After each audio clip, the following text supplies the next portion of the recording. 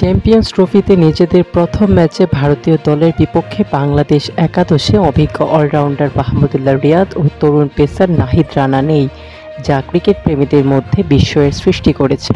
কী কারণে তাদের একাদশে না থাকা? মাহমুদুল্লাহ রিয়াদ দলের ব্যাটিং বিপর্যয়ের সময় প্রায় হাল ধরেছেন, তবে আজকের ম্যাচে তিনি একাদশে নেই। টসের সময় অধিনায়ক নাজমুল হোসেন শান্ত তার হালকা চোটের কথা উল্লেখ করেছেন, যা মাহমুদুল্লাহ না খেলার কারণ হতে পারে। অন্যদিকে ম্যাচের আগের দিন সংবাদ সম্মেলনে ভারতীয় সাংবাদিকরা নাহিদ রানাকে নিয়ে বেশ আগ্রহী ছিলেন, তবে আজকের ম্যাচে তিনিও নেই একাদশে। দলের ম্যানেজার রাবিব ইমান জানিয়েছেন, টিম কম্বিনেশনের কারণেই নাহিদ রানা খেলছেন না। মাহমুদুল্লাহ রিয়াদ দুবাইয়ে প্রথম অনুশীলনে ডান পায়ের মাংসপেশিতে টান পেয়েছিলেন। চোট পুরোপুরি কাটিয়ে উঠতে না পারায় তিনি আজকের ম্যাচে নেই। নাহিদ রানা ও মাহমুদুল্লাহ রিয়াদের না খেলার কারণে বাংলাদেশ দলে 3 পেসার তানজিম হাসান, তাসকিন আহমেদ ও মুস্তাফিজুর রহমান দলে রয়েছেন।